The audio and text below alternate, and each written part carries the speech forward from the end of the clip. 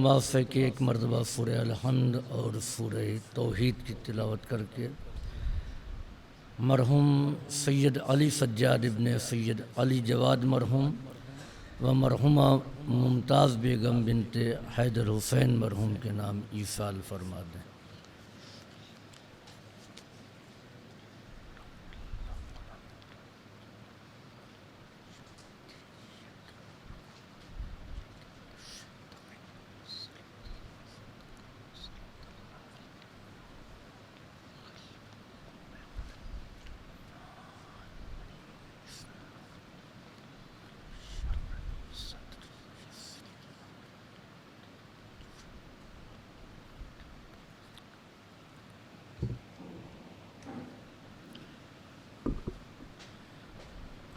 لا حول ولا قوة إلا بالله العلي العظيم۔ أعوذ بالله السميع العليم من الشيطان اللعين الرجيم۔ بسم الله الرحمن الرحيم۔ الحمد لله الذي هدانا لهذا وما كنا لنهتدي لولا أن هدانا الله لقد جاءت رسل ربنا بالحق الصلاة والسلام التحية والإكرام على صاحب الحوض الكوثر والخطبة والمنبر والركن والمشعر والوجه الأنور والخد الأقمر والجبين الأزهر والنسب الأطهر والحسب الأشهر صاحب الفضل والعطاء والجود والسخاء والنور والضياء العبد المؤيد والرسول المسدد مولانا ابی القاسم محمد وعلى عطرته الطاهرة وذريته النجباء السعداء لا سيما على بقية الله الأعظم في الأرضين۔ أما بعد فقد قال رب العالمين في كتابه المبين بسم الله الرحمن الرحيم وبرا بوالدتي ولم يجعلني جبارا شقيا۔ صلوات۔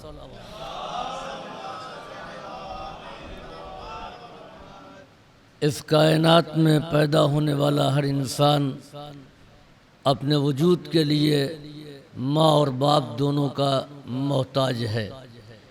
صرف ابتدائے آفرینش میں دو انسان ایسے تھے کہ جو اپنے وجود کے لیے ماں اور باپ کے محتاج نہیں تھے۔ اللہ نے ان کی تخلیق جنت میں کیا اور اس کائنات میں بھیجا۔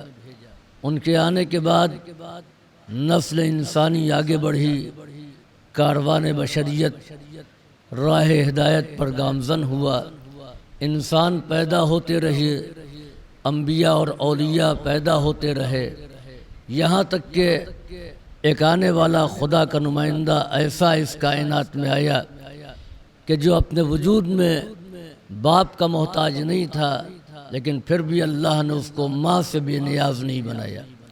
وہ کون؟ جناب عیسیٰ علیہ السلام۔ جناب عیسیٰ عرض کر رہے ہیں، وہ عیسیٰ جن کو اللہ نے نبی بنایا، وہ عیسیٰ جنہوں نے گہوارے میں اپنے صاحب کتاب اور نبی ہونے کا اعلان کیا، انی عبداللہ آتانی الکتاب وجعلنی نبیہ، میں اللہ کا بندہ ہوں، مجھے کتاب عطا کی گئی ہے، مجھے نبی بنایا گیا ہے۔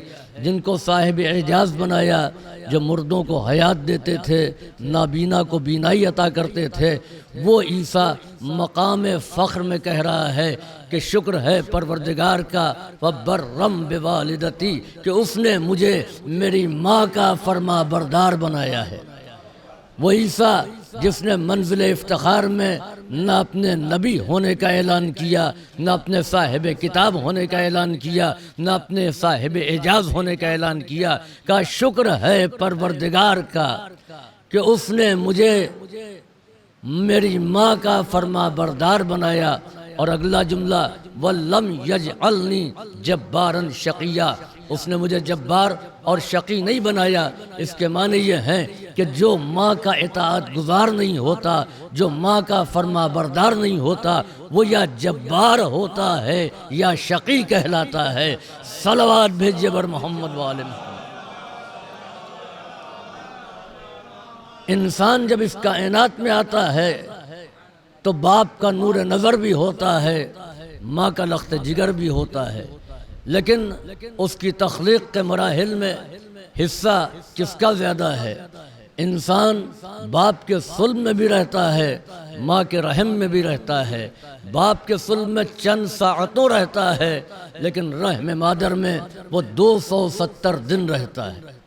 اب جو اس نے اپنے سفر حیات کا آغاز کیا، عدم سے وجود کی طرف، نہ ہونے سے ہونے کی طرف، موت سے حیات کی طرف، اب آپ یہ بتائیے کہ رحم مادر میں منتقل ہونے کے بعد اس میں باپ کا کتنا حصہ ہے، ماں کا کتنا حصہ ہے، اس کا تعلق باپ سے کتنا ہے، اس کا تعلق ماں سے کتنا ہے۔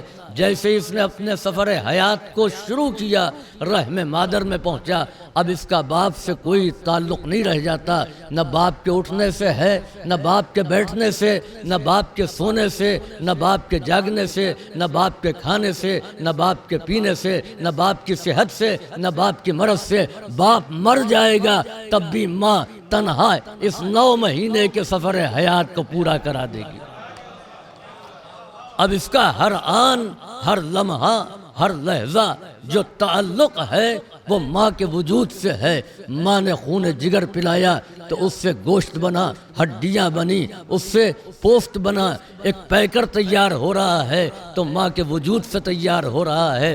جو کچھ حاصل کر رہا ہے وہ ماں کے وجود سے حاصل کر رہا ہے۔ تو آپ بتائیے کہ ماں اور باپ دونوں ہی تخلیق انسانیت کے ذمہ دار ہیں، لیکن ماں کا حصہ زیادہ ہے اور ماں سے تعلق بھی زیادہ ہوتا ہے۔ اب یہ بلا سبب نہیں ہے کہ جیسے ہی وہ اس کائنات میں آ گیا، دن بھر کا تھکا ہارا باپ بھی ہے اور دن بھر کی تھکی ماندی ماں بھی ہے۔ بچہ رات میں بے چین ہوا، دونوں کی آنکھ کھل گئی، باپ نے بھی اس کو تھپکی دی، ماں نے بھی اس کو دلاسا دیا۔ بچہ بے چین اور مضطرب ہے، باپ ایک مرتبہ اس کو تھپکی دے کر کے یہ کہہ کر کے رخ موڑ کر کے سو جائے گا کہ صبح مجھے ڈیوٹی پر جانا ہے، لیکن ماں اس کے ساتھ جاگتی رہے گی، ماں اس کو کلیجے سے لگائے رہے گی، ماں اس کو سینے سے لگائے رہے گی۔ عزیزوں، یہی وجہ ہے کہ بعض ماہرین نفسیات نے کہا کہ اگر بچے کو سکون نہیں مل رہا ہے، بچہ بے چین ہے، بچہ بے قرار ہے، تو ماں کو چاہیے کہ اس کو اپنے بائیں پہلو سے لگا لے، بچے کو سکون مل جائے گا۔ کیوں سکون ملے گا؟ اس لیے کہ ماں کے شکم میں وہ بائیں پہلو کی طرف تھا، لہٰذا بائیں پہلو سے مانوسیت زیادہ ہے بنسبت داہنے پہلو کے۔ تو جہاں مانوسیت ہوتی ہے، جہاں پر انس پایا جاتا ہے، وہاں پر سکون ملتا ہے۔ اور یہ عادت بچپنے کی بڑے ہو جانے کے بعد بھی برقرار رہتی ہے۔ جہاں آپ سونے کے عادی ہیں، وہ جگہ آپ کو نہ ملے، آپ کہیں پر بھی چلے جائیے، لیکن وہ سکون کی نیند نہیں آتی ہے جو گھر پر اپنے بستر پر آتی ہے، چاہے وہاں کتنا ہی آرام کیوں نہ ہو۔ کیونکہ مانوسیت نہیں ہے، کیونکہ انس نہیں پایا جاتا ہے۔ تو جہاں مانوسیت ہوتی ہے وہاں سکون ملتا ہے، اور جب سکون ملتا ہے تو انسان کو نیند آتی ہے۔ امیر المومنین علی ابن ابی طالب سے نبی کریم نے کہا یا علی نم ھذا فراشی، تم ہمارے اس بستر پر سو جاؤ، لیٹ رہو۔ عزیزو، یاد رکھیں کہ کسی بستر پر لیٹ جانا یہ ہمارے اختیار میں ہے، نیند کا آ جانا یہ ہمارے اختیار میں نہیں ہے۔ انسان سو جائے یہ اس کے اختیار میں نہیں ہے، یہ مالک کا کرم ہے کہ وہ ذہن کو پرسکون بناتا ہے تو نیند آ جاتی ہے۔ تو اجنبی جگہ پر انسان اگر سوتا ہے تو اس کو سکون کی نیند نہیں آتی ہے۔ امیر المومنین سے پیغمبر نے کہا یا علی تم میرے بستر پر لیٹ رہو۔ اب اس کا تعلق کیفیت نفس سے ہے، اگر نفس مطمئن رہے گا تو نیند آئے گی، مضطرب رہے گا تو کبھی نیند نہیں آئے گی۔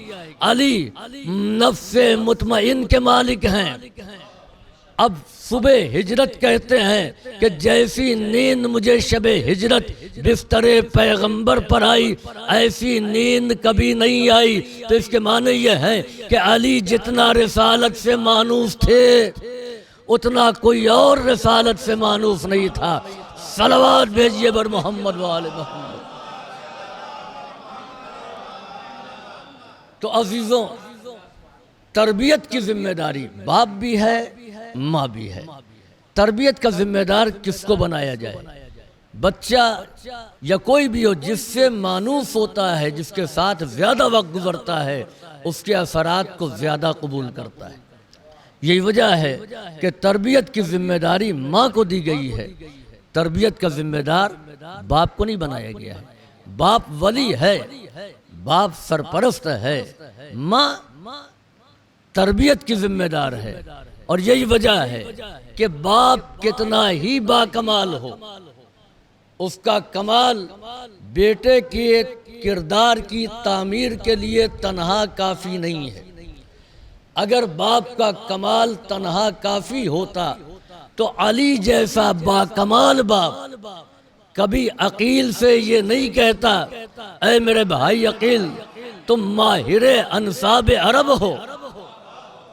میں چاہتا ہوں ایسے خاندان میں اور ایسی باکمال اور شجاع خاتون سے عقد کرنا کہ جس سے ایسا بیٹا ہو کہ جو میری تربیت کا شاہکار ہو۔ امام حسن اور امام حسین معصوم تھے، ان کو تربیت کی ضرورت نہیں تھی۔ کمال تربیت علی ظاہر ہوا ہے جناب عباس کے کردار سے۔ یہ امیر المومنین نے جناب عقیل سے کیوں کہا؟ عقیل زیادہ جانتے تھے یا علی زیادہ جانتے تھے؟ وہ جو صلبوں کو دیکھ کر کے تلوار چلائے۔ عقیل ماضی کے اسلاف کو جانتے ہیں، جو پیدا ہو چکے ان کے بارے میں جانتے ہیں، علی ان کے بارے میں جانتے ہیں جو پیدا ہونے والے ہیں۔ تو کیا عقیل امیر المومنین سے زیادہ ماہر تھے؟ نہیں، امیر المومنین متوجہ کر رہے ہیں ہم کو کہ جب کسی مسئلے کو حل کرنا تو اس کے ماہر سے سوال کرنا، ہر ایرے غیرے سے نہیں پوچھنا۔ جو اس میں اتھارٹی ہو، جو اس کا ماہر ہو، اس سے جا کر کے پوچھنا، ہر ایک سے نہ پوچھنا۔ عزیزو یہی وجہ ہے۔ صلوات بھیجیے محمد والے۔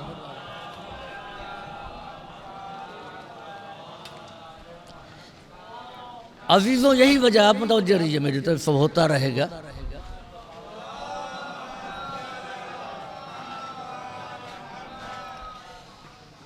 کہ آپ دین کو سمجھیں تو دین کو سمجھنے سے پہلے آپ ایسے عالم کو تلاش کیجئے جو دین کی حقیقی تصویر کو پیش کر سکے۔ عالم کو پہچانیے، ورنہ یہ نہیں ہے کہ جو ممبر پر آ گیا وہ عالم ہے، جس نے سر پر امامہ رکھ لیا، ٹوپی رکھ لیا، وہ عالم ہے۔ نہیں، پہچاننا ہے۔ جس طریقے سے امام کے لیے ہے کہ من ماتا ولم یعرف امام زمانہ ماتا میتۃ الجاہلیہ، کہ جو مر گیا اور اس نے زمانے کے امام کو مانا نہیں بلکہ پہچانا نہیں۔ امام کو ماننے کے لیے نہیں کہا گیا ہے، جب آپ امامت کو پہچان لیں گے تو کسی ایرے غیرے کو آپ امام نہیں کہیں گے۔ اسی طریقے سے کہ جب آپ عالم کو پہچان لیں گے تو ہر ایک کو آپ عالم نہیں کہیں گے۔ صلوات بھیجیے بر محمد و آل محمد۔ تو تربیت کا ذمہ دار ماں کو بنایا ہے، اور یہی وجہ ہے کہ امیر المومنین کے دو فرزند، ایک کا نام محمد ابن حنفیہ ہے اور ایک کا نام ہے ابو الفضل عباس۔ دونوں کے باپ علی ہیں، لیکن محمد حنفیہ کے بیٹے ہیں، عباس ام البنین فاطمہ کلابیہ کے بیٹے ہیں، لیکن دونوں کے کردار میں فرق آپ دیکھیے کہ جب جمل میں تیر برس رہے تھے، لاشیں تڑپ رہی تھیں، تو محمد حنفیہ کے قدم رک گئے تھے، اور امیر المومنین نے کہا کہ یہ تمہاری ماں کے شیر کا اثر ہے، تم بیٹھو میں جا رہا ہوں۔ یہ کہا تمہاری ماں کے شیر کا اثر ہے۔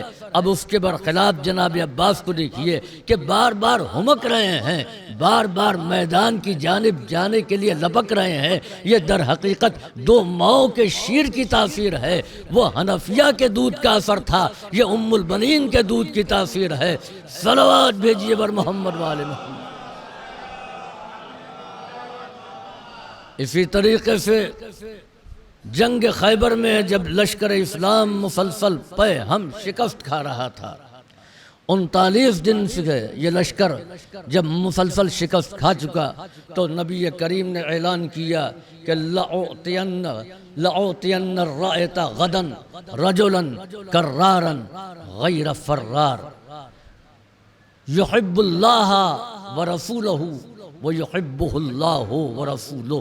لَأُعْطِيَنَّ الرَّائِطَ، میں ضرور علم دوں گا، غدن کل، رجلن مرد کو دوں گا، غیر فرار جو فرار نہیں اختیار کرے گا، کرارن جو آگے بڑھ بڑھ کر کے حملہ کرنے والا ہوگا، یحب اللہ ورسولہ، اللہ اور اس کے رسول سے محبت کرتا ہوگا، وَيُحِبُّهُ اللَّهُ وَرَسُولُهُ، اللہ اور اس کے رسول اس سے محبت کرتے ہوں گے۔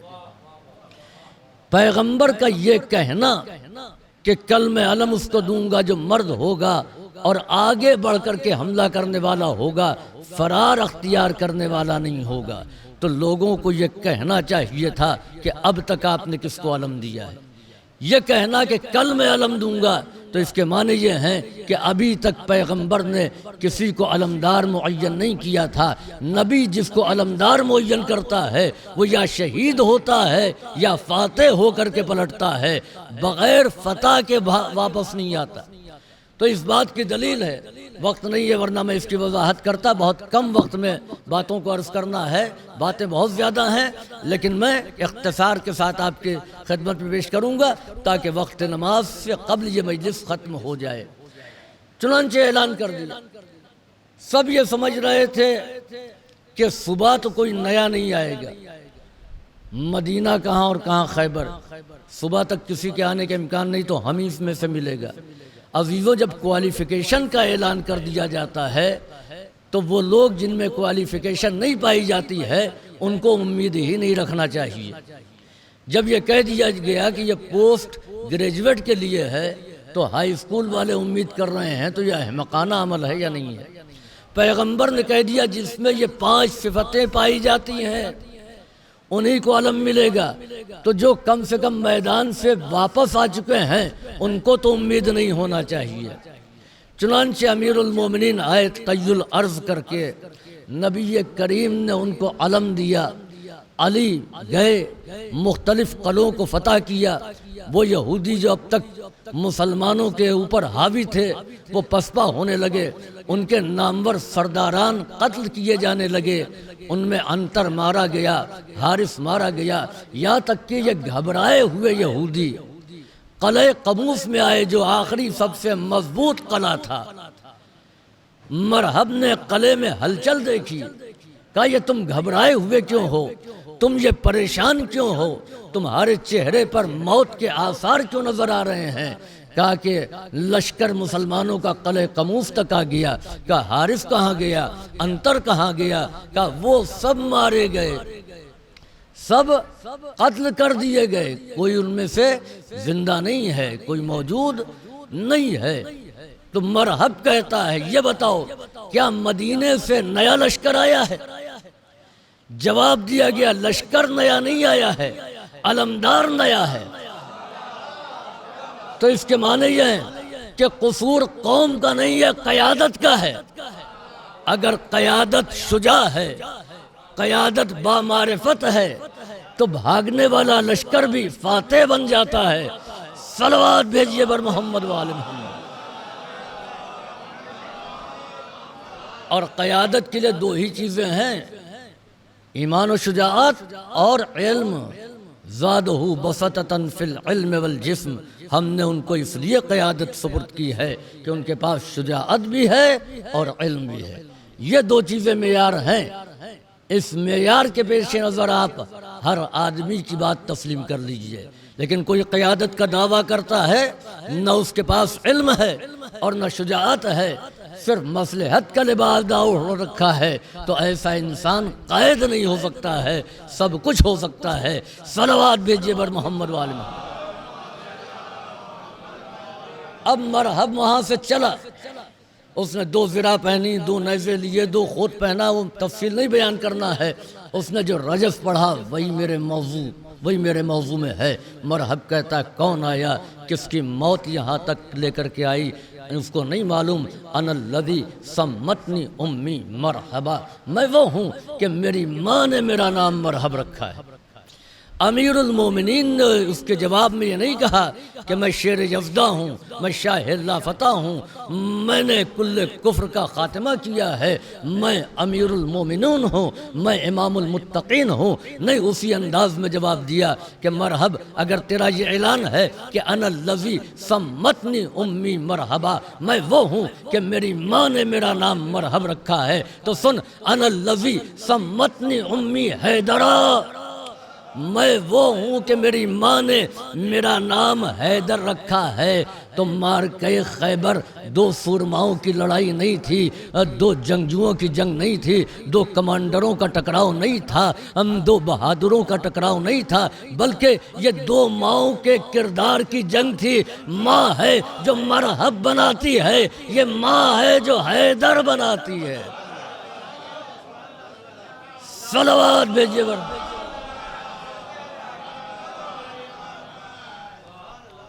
عزیزوں، یہ ماں کی عظمت ہے، یہ ماں کا مرتبہ ہے۔ تو یہ وجہ ہے کہ تربیت کی ذمہ داری ماں کی ہے، کفالت کی ذمہ داری باپ کی ہے۔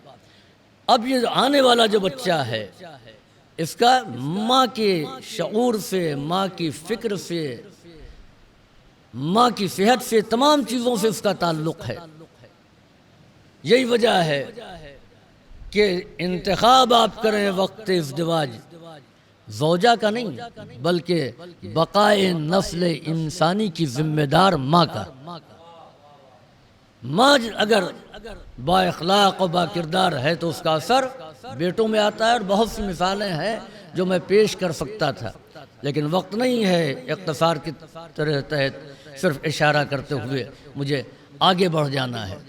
تو عزیزوں، ماں کی ذمہ داری ہے کیا؟ تربیت کی۔ باپ کی ذمہ داری ہے کفالت کی۔ باپ کو کفیل بنایا ہے، اس کی ذمہ داری ہے کہ وہ کفالت کرے، وہ لا کر کے غذا فراہم کرے۔ ماں جو غذا کھائے گی اس کا اثر بچے کے کردار پر ہوتا ہے۔ ماں کی فکر جیسی ہوگی وہ اثر بچے کے کردار پر ہوتا ہے۔ اب باپ لے کر کے آئے، اب یہ باپ کی ذمہ داری ہے کہ کیسی غذا وہ فراہم کرتا ہے۔ اگر وہ کمائی جو ہے وہ حلال کی ہے تو اس کا اثر بچے کے کردار پر ہوگا۔ اگر باپ نے لا کر کے وہ غذا دی جو حرام ہے تو ماں گنہگار نہیں ہے، مگر حرام کا اثر کردار پر ہوگا۔ چنانچہ روایت میں کہ من نما لحمہ بالحرام یکون للنار، کہ جس کا گوشت لقمہ حرام سے بڑھے گا وہ آگے چل کر کے یکون غذاء للنار، وہ خود جہنم کی غذا بن جائے گا۔ تو ماں کی ذمہ داری کفالت کی ہے، باپ وہ تربیت کی ہے، باپ کی ذمہ داری کفالت کی ہے۔ عزیزوں، بہت سے افراد ہیں، چنانچہ سید رضی اور سید مرتضیٰ کہتے ہیں کہ ہم اس منزل پر پہنچے ہیں تو یہ میرے ماں کی تربیت کا اثر ہے۔ اور ان کی ماں نے بھی کہا کہ کبھی میں نے بغیر وضو کیے اپنے بچوں کو شیر نہیں پلایا۔ اس طہارت کے ماحول میں جب پرورش کی جاتی ہے تو بچے سید رضی اور سید مرتضیٰ کہلاتے ہیں۔ اب آئیے، ماں کا مرتبہ کیا ہے، ماں کے ساتھ کتنا حسن سلوک کرنا چاہیے۔ نبی کریم کے پاس ایک شخص آیا، آپ سنتے رہتے ہیں کہ میں نیکی کرنا چاہتا ہوں، کس کے ساتھ کروں؟ پیغمبر نے کہا امک، ماں کے ساتھ۔ پھر اس نے یہی سوال کیا، نبی نے وہی جواب دیا۔ پھر اس نے یہی سوال کیا، پیغمبر نے وہی جواب دیا۔ 3 مرتبہ سوال ایک تھا اور جواب بھی ایک تھا۔ چوتھی مرتبہ جب اس نے کہا تو سوال تو چوتھی مرتبہ بھی وہی تھا، لیکن جواب بدل گیا۔ پیغمبر نے کہا اباک، اپنے باپ کے ساتھ۔ پیغمبر نے 3 مرتبہ جو ماں کے ساتھ نیکی کا حکم دیا وہ بلا وجہ نہیں، بلکہ ماں کی 3 زحمتوں کو پیش نظر رکھا۔ وقت ہوتا تو میں اس کی وضاحت کرتا۔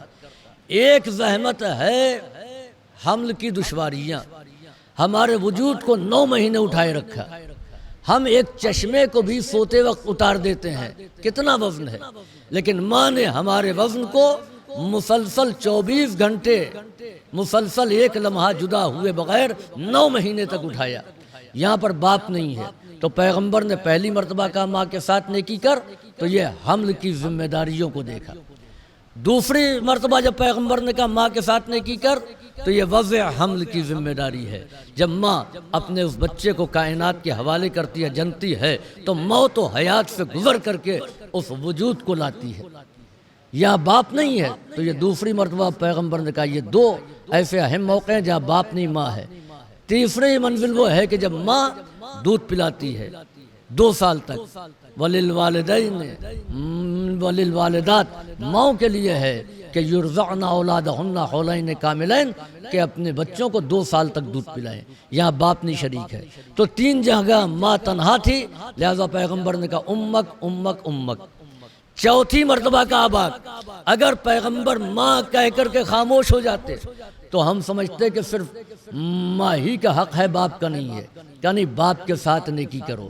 مگر یہ بتا دیا کہ 3 مرتبہ ماں کس لیے اور 1 مرتبہ باپ کے لیے کہا کہ جتنی نیکی باپ کے ساتھ کر سکتے ہو کرو، اس کے 3 گنا ماں کے ساتھ تم کو نیکی کرنا ہے۔ صلوات بھیجیے بر محمد وآل محمد۔ عزیزوں، یہ ماں کا مرتبہ۔ ایک شخص آیا، اس نے آ کے کہا یا رسول اللہ، میں نے نذر مانی تھی کہ جنت کی چوکھٹ کا بوسہ دوں گا، نذر پوری ہو گئی، کیا کروں؟ پیغمبر نے کہا ایسی نذر مت مانا کرو، جاؤ جا کر کے ماں کے قدموں کا بوسہ دے دو۔ کہا ماں حیات نہیں ہے۔ کہا اچھا جاؤ باپ کی پیشانی کا بوسہ دے دو۔ اب آپ دیکھیے ماں اور باپ کی عظمت میں فرق۔ ماں کے قدموں کا بوسہ، باپ کی پیشانی کا بوسہ، یعنی ماں کی عظمت باپ کی عظمت سے 1 قامت بلند ہے۔ صلوات بھیجیے بر محمد وآل محمد۔ چنانچہ واقعہ مشہور ہے، اویس قرنی نبی کریم کے صحابی ہیں، ایسے صحابی جنہوں نے پیغمبر کو نہیں دیکھا، یمن کے رہنے والے، رسول سے بے پناہ محبت کرنے والے، سوتے جاگتے اٹھتے بیٹھتے پیغمبر کا ذکر کرتے تھے۔ کوئی بھی مدینے آیا اس کے پاس پہنچ جاتے تھے، رسول سے کوئی بات سنی، کہا ہاں یہ سنا ہے، اس کو حفظ کرتے تھے، گھر میں آ کر کے ماں سے بیان کرتے تھے۔ ایک دن ماں نے کہا جب اتنی ہی زیادہ الفت و محبت ہے تم کو رسول سے، تو تم ان سے ملاقات کرنے کیوں نہیں چلے جاتے؟ تم چلے جاؤ، ان سے ملاؤ، ان کے پاس چلے جاؤ۔ کہا اماں ہم ان سے ملنے کے لیے نہیں جائیں گے۔ کہا کیوں نہیں جاؤ گے؟ کہا مجھے تمہارا خیال ہے، میں روز کماتا ہوں، چولہا جلتا ہے، میں چلا جاؤں گا، کمائی بند ہو جائے گی، تو آپ کھائیں گی کیا؟ آپ کی راحت و آرام کا خیال کون رکھے گا؟ تو ماں نے کہا تو پھر رسول سے محبت نہیں ہے؟ کہا رسول سے محبت ہے، اسی لیے میں آپ کی خدمت کر رہا ہوں، اس لیے کہ پیغمبر نے کہا ہے کہ ماں کی خدمت کرنا واجب ہے، تو نبی کا حکم ہے، ان سے محبت ہے، لہٰذا انہوں نے جو کہا اس پر میں عمل کر رہا ہوں۔ ماں نے ایک راستہ بتایا کہ تم جو لا رہے اس میں سے میں نے کچھ پس انداز کر لیا ہے، اتنا آذوقہ گھر میں رکھ دو، میں انتظام کر لوں گی، لیکن شرط یہ ہے کہ اگر تم صبح مدینے وارد ہوگے تو شام کو چل دینا، شام کو اگر پہنچے تو صبح چل دینا، وہاں قیام نہیں کرنا۔ یہ پیدل چلے، کہاں؟ یمن، کہاں؟ مدینے۔ صبح وارد ہو گئے مدینے میں، پوچھا رسول اسلام کہاں ہیں؟ معلوم یہ ہوا کہ پیغمبر ہیں نہیں، بیرون مدینہ ہیں۔ کب آئیں گے؟ کہ آج نہیں آئیں گے۔ اب کیا کریں؟ جس پیغمبر سے اتنی محبت، جس پیغمبر سے اتنی الفت، جن کے ملاقات کا اشتیاق پا پیادہ یمن سے مدینہ لے آیا، اب کیا اس سے ملے بغیر چلے جائیں؟ ہر ایک سے پوچھا کیا کریں، انتظار کریں یا ماں کے حکم پر عمل کریں؟ کوئی جواب نہ دے سکا۔ سب نے یہ کہا بعض نے جب آئے ہو تو مل کر کے جاؤ۔ یہ مطمئن نہیں ہوئے۔ آخر اس سے ملاقات ہوئی جو مزاج شناس رسالت تھا۔ پوچھا یا علی میں کیا کروں؟ ماں نے کہا تھا قیام نہ کرنا، اور رسول یہاں پر موجود نہیں ہے۔ امیر المومنین نے کہا یہ بتاؤ رسول کی زیارت واجب ہے یا مستحب؟ کہا رسول کی زیارت مستحب ہے۔ ماں کی خدمت واجب ہے یا مستحب؟ کہا نہیں، ماں کی خدمت واجب ہے۔ کہا خود فیصلہ کر لو کہ جب مستحب واجب میں ٹکرا جائے تو مستحب چھوڑ دیا جاتا ہے، واجب پر عمل کیا جاتا ہے۔ امیر المومنین سیدھے سیدھے کہہ سکتے تھے کہ نہیں تم ماں کے کہنے پر عمل کرو اور چلے جاؤ، نہیں، امیر المومنین متوجہ کر رہے ہیں کہ دیکھو جب مستحب اور واجب میں ٹکراؤ ہو جائے تو مستحب چھوڑ دینا، واجب کو اپنا لینا۔ تم کو ثواب مستحب کا بھی مل جائے گا، واجب کا ثواب بھی مل جائے گا۔ جیسے یہ سنا کلام امیر المومنین کو دل کو سکون ملا اور وہاں سے واپس آ گئے رسول سے ملاقات کیے بغیر۔ اب پیغمبر اسلام آئے، پیغمبر کہہ رہے ہیں کہ میں یمن سے اپنے حبیب کی خوشبو محسوس کر رہا ہوں۔ کون آیا تھا؟ کون بتائے کہ ایک چرواہا آیا تھا؟ کسی نے قابل توجہ نہیں سمجھا۔ امیر المومنین نے کہا یا رسول اللہ اویس آئے ہوئے تھے۔ پیغمبر نے کہا میں اویس کی خوشبو محسوس کر رہا ہوں۔ تو اس کے معنی یہ ہے کہ ماں کی خدمت کردار میں ایسی پاکیزہ خوشبو پیدا کر دیتی ہے کہ جس کا احساس عام انسان نہیں کر سکتے ہیں، صاحبان عصمت احساس کرتے ہیں۔ صلوات بھیجیے بر محمد و آل محمد۔ اور دوسرے کہ زیارت ملاقاتوں کا نام نہیں ہے، دیکھنے کا نام نہیں ہے۔ زیارت دل کی نگاہوں سے دیکھنے کا نام ہے۔ زیارت جس کی زیارت کی جائے اس کی معرفت قلب میں پیدا کر لینے کا نام ہے۔ اگر دیکھنے کا نام ملاقات تھا تو پیغمبر کو ابو لہب بھی دیکھ رہا تھا، ابو جہل بھی دیکھ رہا تھا، ابو سفیان بھی دیکھ رہا تھا، ابن جزم بھی دیکھ رہا تھا۔ تو کیا یہ ظاہر ہے؟ کہ نہیں، دیکھنا شرط نہیں ہے بلکہ دل میں عرفان پیدا کر لینا شرط ہے۔ وہ ویسے قرنی جس نے رسول کو نہیں دیکھا وہ ظاہر رسول کہلایا۔ وہ بزم نشین جو پیغمبر کو دیکھ رہے تھے ان کا شمار ظاہروں میں نہیں ہوا۔ صلوات بھیجیے بر محمد و آل محمد۔ عزیزوں، یہ ماں کا مرتبہ ہے اور یہ ماں کا درجہ ہے۔ ایک بات میں اور عرض کرتا چلوں کہ ماں کا وجود کتنا بابرکت ہے ہم سب کے لیے۔ انسان کی 3 ضرورتیں ہیں: روٹی، کپڑا، مکان۔ چاہے جس دور میں انسان ہو، پتھر کا دور ہو، لوہے کا دور ہو یا آج کا ترقی یافتہ دور ہو، یہ 3 چیزیں چاہیے۔ جب تک ہم ماں کے وجود سے قریب تھے تو ہم اتنا بے نیاز تھے کہ حیات کی یہ 3 ضرورتوں کی ہم کو ضرورت نہیں تھی، احتیاج نہیں تھی۔ جب شکم مادر میں تھے یعنی ماں کے وجود سے متصل، تو اس کی برکت سے نہ ہم کو لباس چاہیے تھا، نہ مکان چاہیے تھا اور نہ ہی غذا چاہیے تھا۔ جیسے ہی ماں کے وجود سے تھوڑا سا فاصلہ ہوا ویسے ہم 3 چیزوں کے محتاج ہو گئے۔ اب ہم کو لباس بھی چاہیے، ہم کو غذا بھی چاہیے اور ہم کو جگہ بھی چاہیے۔ ذرا سوچئے کہ جب اتنا فاصلہ ہوا ہے تب تو یہ ہے کہ جائے کہ حیات کا فاصلہ ہو جائے تو دنیا کی تمام دولتیں ایک طرف، ماں کے وجود کی دولت ایک طرف ہے۔ ماں عمر کے کسی حصے میں پہنچ جائے۔ میں ایک بات اور عرض کرتے ہوئے اپنی منزل کی طرف آ جاؤں کہ جہاں والدین کی عظمت کا اعلان کیا گیا ہے وَقَضَىٰ رَبُّكَ بِالْوَالِدَيْنِ إِحْسَانًا، تمہارے پروردگار نے فیصلہ یہ کیا کیا ہے؟ وَقَضَىٰ رَبُّكَ أَلَّا تَعْبُدُوا إِلَّا إِيَّاهُ وَبِالْوَالِدَيْنِ إِحْسَانًا۔ تمہارے پروردگار کا فیصلہ یہ ہے کہ تم اس کے علاوہ کسی اور کی عبادت نہ کرنا، وَبِالْوَالِدَيْنِ إِحْسَانًا، اور ماں باپ کے ساتھ حسن سلوک کرنا، ماں باپ کے ساتھ اچھا برتاؤ کرنا۔ اب یہ بتائیے کہ ماں باپ کے ساتھ حسن سلوک کب تک؟ جب تک ماں باپ زندہ ہیں اس وقت تک۔ اس کا تعلق ماں باپ کی حیات سے یا ہماری حیات سے ہے۔ خدا نے اپنی عبادت کے ساتھ ماں باپ کے ساتھ نیک عمل کا ذکر کر کے یہ واضح کر دیا کہ اس کا تعلق ماں باپ کی عمر سے نہیں ہے، کیونکہ اللہ کی عبادت کا تعلق خدا کی عمر سے نہیں ہے کہ جب تک خدا رہے عبادت کرتے رہو۔ ممکن ہے وہ ہمیشہ زندہ رہنے والا، ہم مر جانے والے ہیں۔ وَاعْبُدْ رَبَّكَ حَتَّى يَأْتِيَكَ الْيَقِينُ، اپنے پروردگار کی عبادت کرو یہاں تک کہ موت آ جائے۔ تو عبادت ہم کو کب تک کرنا ہے؟ اپنی زندگی تک، خدا کی زندگی تک نہیں۔ اسی طریقے سے ماں باپ کی خدمت کرنا ہے، کب تک؟ ماں باپ کی زندگی تک نہیں، اپنی زندگی تک۔ جب تک ہم زندہ ہیں تب تک ماں باپ کی خدمت واجب ہے۔ جب تک زندہ تھے ہم نے ان کا پیر دبایا، ہم نے ان کی غذا کا انتظام کیا، ہم ان کی دوائیں لاتے تھے، ہم ان کی خدمت کرتے تھے۔ اب وہ اس دنیا سے چلے گئے، اب بھی ان کو خدمت کی ضرورت ہے۔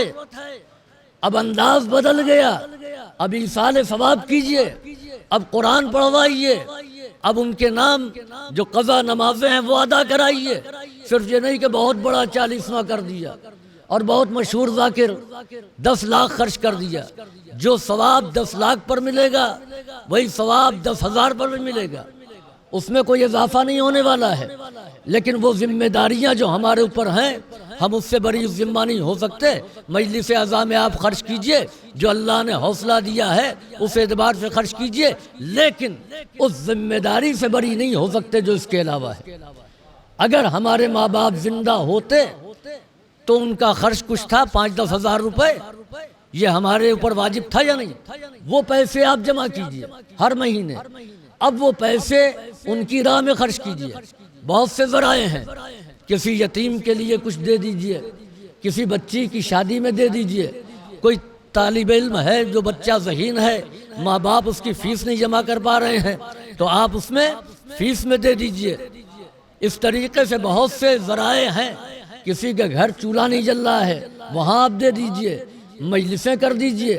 یہ تمام ذریعے جو وہ ہیں جو ایصال ثواب کے ذریعے ہیں۔ ہم یہ سوچیں کہ اگر ماں باپ زندہ ہوتے تو ان پر اتنا خرچ ہوتا، اتنا ہی رقم نکالیے اور نکال کر کے ان کی راہ میں خرچ کیجئے۔ یہ ہے ہماری ذمہ داری۔ خود نماز پڑھ سکتے ہیں خود نماز پڑھیے، یہ ضروری نہیں کہ بہت زیادہ خرچ کریں۔ جتنی حیثیت ہے اس حیثیت میں کیا ماں باپ کا کوئی حق نہیں ہے؟ مثلا آمدنی اگر ہماری 5,000 ہے تو 500 تو ماں باپ کا حق ہے، وہ ماں باپ کے نام پر صرف کیجئے۔ صلوات بھیجئے بر محمد و آل محمد۔ عزیزوں، ماں کی خدمت کا حق ادا نہیں کیا جا سکتا ہے، اور یقین مانیں ہر ماں اپنے بیٹے کے لیے دعا کرتی ہے۔ ایک شخص نے کہا پیغمبر اسلام سے کہ میری ماں بوڑھی ہو گئی ہے، اٹھ بیٹھ نہیں سکتی ہے، میں اس کو کھلاتا پلاتا ہوں، لقمے ڈالتا ہوں، میں بے پناہ اس کی خدمت کرتا ہوں، گھر سے نکلتا ہی نہیں، میں نے حق ادا کر دیا۔ امام نے کہا ہرگز نہیں۔ ماں نے جو 9 مہینے پیٹ میں رکھا ہے اس کے بھی 1 دن کا حق ادا نہیں ہوا۔ امام نے فرمایا کہ یہ بتاؤ کہ تمہارے ذہن میں نیت کیا ہے؟ کہا یہی ہے کہ اماں کتنے دن زندہ رہیں گی، جتنے دن زندہ ہیں خدمت کر لیں، یہی ہے نا؟ کہا جب ماں نے تمہاری خدمت کی تھی تو تمہاری موت کی امید پر نہیں بلکہ اس کی لبوں پر تمہاری حیات کی دعائیں تھیں کہ تم زندہ رہو، اس کی زندگی بھی، ان کی زندگی بھی تم کو مل جائے۔ امام نے کہا عمل کا موازنہ عمل سے نہیں کیا جائے گا، عمل کا موازنہ نیت سے کیا جائے گا۔ ہو سکتا ہے بہت اچھا عمل ہو، نیت فاسد ہو تو اس کی کوئی حیثیت نہیں ہے۔ ہو سکتا ہے کہ ظاہراً بہت مختصر عمل ہو لیکن نیت بہت اچھی ہے تو بارگاہ پروردگار میں مقبول ہے۔ اور میں اکثر کہتا ہوں کہ شاید میری وہی مجلس قبول ہو کہ جس میں واہ واہی نہیں ہو، جس کو خاموشی سے لوگ سن لیں، جس میں تمنا نہیں ہو کہ لوگ تعریف کریں، اس لیے کہ یہ ذکر پیغام دین کو پہنچانے کے لیے ہے، اپنی واہ واہی کے لیے نہیں ہے کہ ہم ہر ایک سے تقاضا کریں کہ آپ کیوں نہیں بول رہے ہیں اور آپ کیوں نہیں بول رہے ہیں۔ کام ہے اس پیغام کو پہنچانا۔ تو عزیزو، ماں وہ ہستی ہے جو چاہتی ہے کہ اولاد کے کاندھوں پر اس کا جنازہ اٹھ کر کے جائے، اس کی جو زندگی ہے وہ اس کے بیٹوں کو مل جائے، اولاد کو مل جائے۔ لیکن کربلا کی مائیں ہم نے دیکھا کہ سب سے منفرد ہیں۔ کربلا کی مائیں وہ ہیں کہ جو دعا کر رہی ہیں کہ سب سے پہلے میرے بیٹے کا لاشا ہے۔ آپ دیکھیے کہ مائیں امام سے ہاتھ جوڑ کے کہہ رہی ہیں کہ مولا میرے فرزند کو رن کی رضا دیجئے، چاہے وہ بنی ہاشم کی عورتیں ہوں یا غیر بنی ہاشم کی عورتیں، چاہے وہ مادر وہب ہو جو اپنے بیٹے کو رن کی طرف بھیج رہی ہے۔ میرے لال میں چاہتے ہوں کہ تمہارا لاشا میں دیکھوں۔ یہ کربلا کی مائیں ہیں کہ جنہوں نے اپنے اولاد کو کس عالم میں دیکھا ہے۔ ایک ماں وہ کہ جس کے بیٹے مقتل میں بھوکے اور پیاسے گئے، لاشیں رکھے ہوئے تھے، وہ مصلی پر بیٹھی ہوئی تھی، جیسے ہی یہ خبر دی گئی کہ آپ کے فرزند آئے ہیں تو ماں نے کہا کیوں آئے؟ میں نے زندہ آنے کے لیے نہیں بھیجا تھا۔ کہا خود سے نہیں آئے، امام جنازے لے کر کے آئے ہیں، امام وقت انتظار کر رہے ہیں کہ آپ کو تعزیت پیش کریں۔ جناب زینب مصلی سے اٹھیں، اپنے فرزندوں کے جنازوں کو دیکھا۔ میرے لال، جب تم سلام کرتے تھے تو ماں درازی عمر کی دعا دیتی تھی، آج تم نے ماں کی تمنا کو پورا کر دیا۔ یہ بتاؤ ماں تم کو کون سی دعا دے؟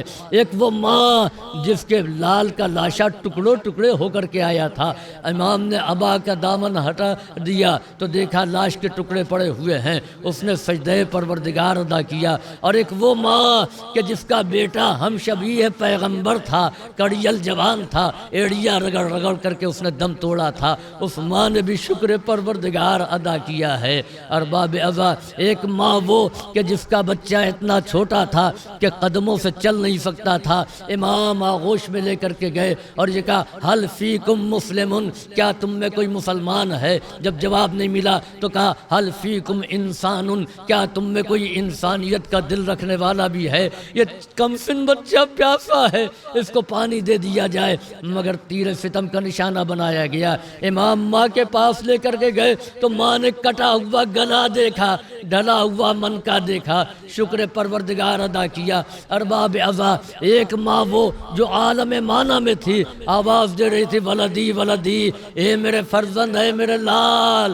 شمر کا خنجر چل رہا تھا، ماں فریاد کر رہی تھی، ماں بین کر رہی تھی، میرے لال تجھے پیاسا ذبح کیا جا رہا ہے، کیا چکیاں پیس کر کے میں نے اسی لیے پالا تھا کہ تجھے پیاسا ذبح کر دیا جائے۔ اور ایک ماں وہ جس کو ام البنین کہا جاتا تھا، یعنی بیٹوں کی ماں، جب فرزندوں کی شہادت کے بعد یہ کہا گیا کہ جب ام البنین کہا گیا تو جواب دیا کہ اب مجھے ام البنین نہ کہو، میرے وہ فرزند زندہ نہیں رہے جن کی وجہ سے میں بیٹوں کی ماں کہلاتی تھی، لیکن وہ ایسی ماں کہ جس نے اپنے فرزندوں کا لاشا تو نہیں دیکھا، مگر ہاں بقی میں جاتی تھی، اپنے بیٹوں کی مصنوعی قبریں بناتی تھی اور انہی میں ایک قبر امام مظلوم کی بناتی تھی۔ اے اون، میں تم پر گریہ نہیں کروں گی، اے جعفر میں تم پر نہیں روؤں گی، اے عباس میں تمہارا ماتم نہیں کروں گی، اے ام حسین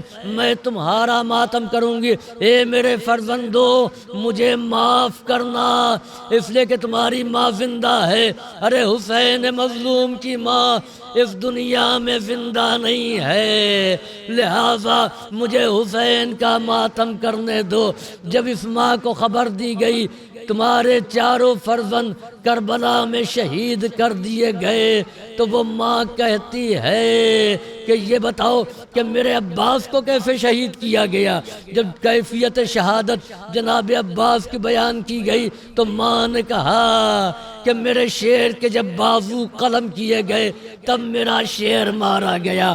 میں سمجھتی کہ جب میرے شیر کے بازو موجود ہوتے تب کوئی میرے شیر پر حملہ کر کے اس کو مارتا تو میں جانتی، میں تب سمجھتی ارباب عزا یہ ام البنین ہیں کہ جنہوں نے کہا کہ مجھے اب بیٹوں کی ماں نہ کہنا، میرے بیٹے قربان ہو گئے۔